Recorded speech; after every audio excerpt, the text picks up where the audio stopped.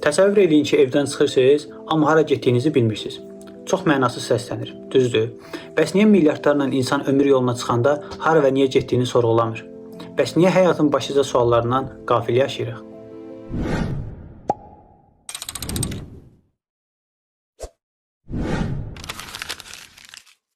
Allah Quran-Kərimdə buyurur: Biz ayələrimizi düşünən bir ümmət üçün belə ətraflı izah edirik. 10-cu surə 24-cü ayə. Həyat axtarışdır. Bu dünya həyatında istisnasız hər kəs nə isə axtarır. Kimisi yeməyə bir şey axtarır, kimisi iş axtarır, kimisi kirayə ev axtarır, kimisi özünə layiqli bir yer axtarır. Kimisi itmiş yaxınını, kimisi itmiş əşyasını axtarır. Bəziləri layiqli dost axtarır, bəziləri də yaxşı həkim axtarır. Eləsi var çətin tapılan dərman axtarır, eləsi var çəkməyə bir siqaret axtarır.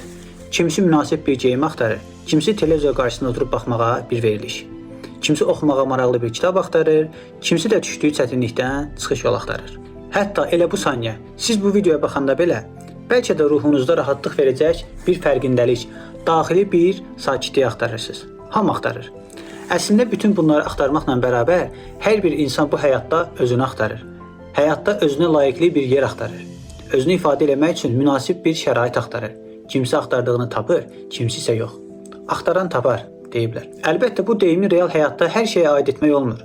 Amma bu deyimin mütləq reallaşdığı bir məqam var. Bu məqam həqiqət axtarışıdır. Həyatda elə insanlar da var ki, onlar həqiqət axtarışındadırlar. Həqiqəti, haqqı axtaran isə mütləq onu tapır. Səadət yolu həqiqətdən keçir desək, yanılmarıq. Başqa sözlə, səadətə nail olmaq üçün həqiqəti tapmaq, haqq yolunu müəyyən edib, həm dünya görüşünü, həm də həyat tərzini ona uyğun qurmaq, doğru düzgün düşünüb, doğru düzgün yaşamaq labüddür. Belə olmadan xoşbəxt olmaq mümkünsüzdür. Həqiqət və səadət axtarışı yalnız dərin düşüncə və gərgin çalışma ilə gerçəkləşir. Bunun təməlini isə iki vacib faktor, ağıl və mənəviyyat təşkil edir. Yalnız sağlam ağıl sayəsində insan həqiqəti kəşf edib səadətə yönələ və yalnız saf mənəviyyat sayəsində öz səadətinə nail ola bilər. Bu baxımdan deyə bilərik ki, insanın səadətinin təməlini ağıl və mənəviyyat vəhdəti təşkil edir. Bugünkü mövzumuzda məhz bununla bağlıdır.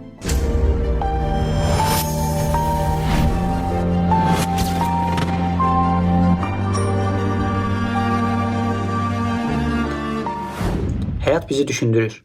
Allah Quranda buyurur: O kəslər ki, ayaq üstə olanda da, oturanda da, uzananda da Allahı xatırlayar. Göylərin və yerin yaradılması haqqında düşünər və deyərlər: Ey Rəbbimiz, sən bunları boş yerə yaratmamısan. Hər bir insan ağlı kəsəndən, hələ kiçik yaşlarından düşünməyə başlayır. Uşaqkən qarşıya qoyduğumuz səmimi və sadəlövh suallar illər ötdükcə daha ciddi şəkil alır. Bizləri əhatə edən təbiətin və cəmiyyətin dərinliklərinə yönəlir. İnsan düşünür, o artıq həyata şuurlu bir varlıq gözü ilə baxır və bizi əhatə edən dünyanı dərk etməyə çalışır. Həyat bizi düşündürür. Ömrümüzün ilk çağlarından sonuna dək sadədən mürəkkəbə doğru əzəmətli bir düşüncə sistemi formalaşır hər birimizin şuurunda.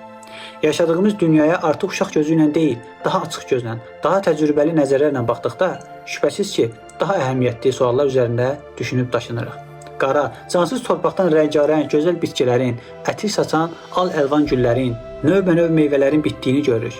Ətrafımıza nəzər saldıqda əzəmətli və göz oxşayan dağları, dərələri, dənizləri, çayları, meşələri və çölləri görürük. Və onların üzərində bir an belə durmayan canlı həyatı, nəhayət özümüzü, biraz öncə əsla mövcud olmayan özümüzü görürük. Heç düşünürükmü?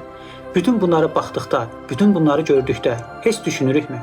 Şübhəsiz ki, hər bir insan səhər yuxudan oyandıqda nə yeyəcəyini, əyninə hansı paltar geyinib hara gedəcəyini, bir yerə getdikdə hansı nəqliyyat vasitəsindən istifadə edəcəyini və s. bu kimi gündəlik məsələlər üzərində mütləq düşünür və hər kəs özünə məxsus şəkildə bu sualları çözməyə çalışır. Bəs görəsən, gəldiyimiz bu dünyada daha əhəmiyyətli olan məsələlər haqqında düşünürükmü?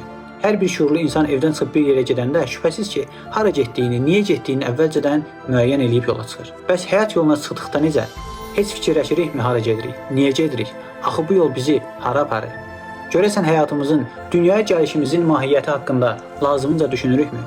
Əlbəttə, həyatımıza daha dərin düşüncə ilə yanaşsaq, yəqin ki, bu gün hansı paltar geyinim sualından daha əhəmiyyətli və daha vacib suallarla üzləşmiş olarıq. Və heç şübhəsiz ki, bu sualların başında ümumiyyətlə həyatımızın mahiyyətini, mənasını anlamaq, nə üçün dünyaya gəldiyimizi, hansı meyarlar əsasında həyatımızı quracağımızı, necə yaşayacağımızı, aqibətimizin nə olacağını düşünüb cavablandırmağımız durur. qoyulan məsələlər üzərində düşündükcə bir acı həqiqətin də şahidi oluruq. Bizləri əhatə edən insanların böyük əksəriyyəti təəssüf ki, bir çox məsələləri öyrənməyə, üzərində düşünməyə həvəs göstərdikləri halda həyatın başlıca suallarından qafildirlər. Hərçənd ki, hər insan müstəqil bir varlıqdır və öz həyatı üçün yalnız özü cavabdehdir. Dükanda alacağı ayaqqabının rəngini, bağını, dabanını incələyən insan öz həyatının mahiyyəti haqqında necə düşünməyə bilər? Saç düzümünə saatlarla vaxt sərf edən insan həyat düzümü haqqında düşünməməkdə haqlı sayıla bilərmi? 100 ölçək, bir biçək. Gəlin etiraf eləyək. Gün ərzində ağlımızdan keçən fikirlərin nə qədəri gələcəyimizə xidmət eləyir, nə qədəri isə sadəcə zaman itkisidir.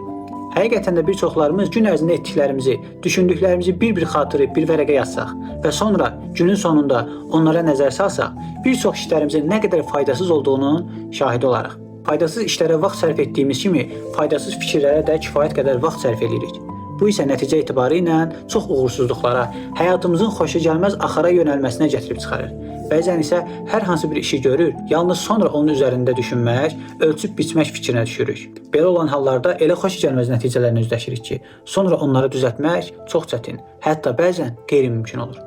Bəzən də öz həyatımızı müəyyən yanlış mülahizələr, prinsiplər üzərində qurur, sonra isə sonadək inadla öz səhvlərimizə sadiq qalmağa çalışırıq və səhvlərimiz üzərində düşünməyi mənliyimizə sığışdırmırıq.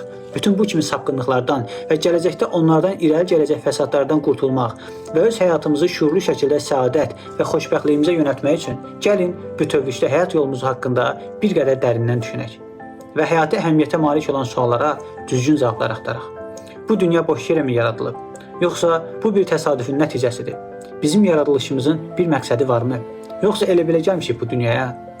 Bu dünyada sürəcəyimiz həyatın müəyyən bir mənəvi qanunları varmı? Yoxsa kimin könlünə istəsə, elə də həyat sürməyə haqqı var? Yaxşı və ya pis insan öz əməllərinin qarşılığında mükafat və ya cəzaya məhkumdurmu? Yoxsa yaxşını da, pisi də eyni aqibət gözləyir? Mütləq səadət mövcuddurmu? Əgər mövcuddursa, ona necə nail olmaq olar? Bütün bu və bunlardan irəli gələn suallar həyata açıq göz, aydın zəka və təmiz qəlblə baxan hər bir insanı dərindən düşündürən suallardır. Və tərəddüd etmədən qeyd eləməliyik ki, quracağımız həyat da məhz onları necə cavablandırmağımızdan asılıdır. Elə isə hər birimiz üçün əhəmiyyət kəsb edən bu suallar üzərində dərindən düşünək və onlara doğru cavab tapmağa çalışaq. Axı düşünmək böyük bir nemətdir. Digər saysız hesabsız nemətlərə yol açan, onların həqiqi dəyərini bizə öyrədən bir nemət. Haqqı nahaqdan ayırt eləyən, haqq yolunu seçən, bu yol boyu bizlərə bələdçilik eləyən əvəzsiz bir nemət. Bu ilahi nemətdən özümüzü məhrum eləməyək. Həqiqətən də həyat bizi düşündürür. Elə isə düşünək. Bəs sizcə bugün insanı ən çox düşünməkdən saxlayan, bu ilahi nemətdən uzaqlaşdıran səbəb nədir? Fikirlərinizi şərhlərdə bölüşün. Birlikdə düşünək. Növbəti videoda görüşənədək. Allah amanda.